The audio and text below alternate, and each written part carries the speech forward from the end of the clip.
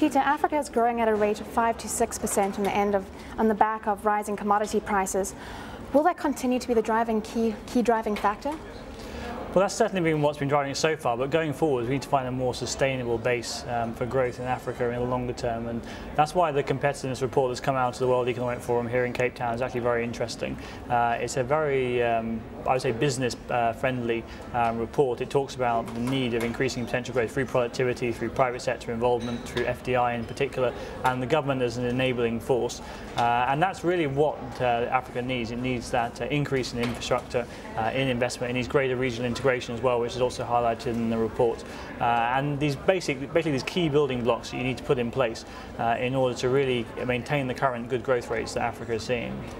And with the already increasing concerns with rising food and fuel costs, how have you had to change your growth focus on Africa? Well, I think Africa is positioned somewhat well in terms of the commodity boom that we're seeing. It's benefiting from the exports that have resulted and the increased price they're getting for those exports, whereas domestic inflation isn't currently at levels that are quite as concerning, I would say, quite yet. Obviously, these countries have a much higher tolerance of high inflation given their histories, but that's not to be complacent. I think if oil were to go much higher, we would be looking at a more serious situation. But in the short term, at least, I think they're getting some of the benefits without necessarily some of the negatives quite yet. And now, although Asia is increasingly becoming a trader in Africa, and we look at Europe and America, which are continuing to grow with their markets, how important are those markets in terms of driving Africa's future growth? Well, it's certainly been very important through the crisis, the recovery in Asian growth, and going forwards, it really depends on what Africa decides to do with its export products. At the end of the day, someone somewhere in the world needs to produce basic industrial goods, raw commodities, and if Africa can take that niche and provide that to Asia and the rest of the world, then that's definitely a positive outcome. Whereas if you start going into some higher tech sectors too quickly, say, you might actually be suffering from competition with, say, Eastern Europe, which is going into that line in particular. But Asia will remain a very important component of African growth going forwards. But one important thing just to highlight in the competitiveness report that the World Economic Forum has done is the need for diversity, both in terms of export products and in terms of markets, and that's definitely something to be stressed as well. And South Africa is a good indication of how investors see Africa. We've seen the bond market seem to have recovered after the risk aversion. What's the sentiment of Africa at the moment?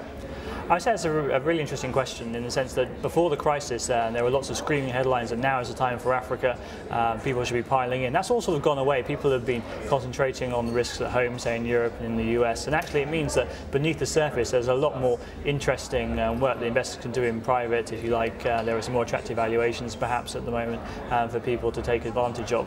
So the fact that Africa perhaps isn't quite such a hot topic that it was in say 2007 is actually, I think, a good thing for investment and potentially for the continent as well, if we can drive more sustainable longer term investment and not just hot money flows. And South Africa has a big delegation here at the World Economic Forum, and they're trying to argue that South Africa is a worthy member of the BRIC economies. How should South Africa be packaging themselves at this forum?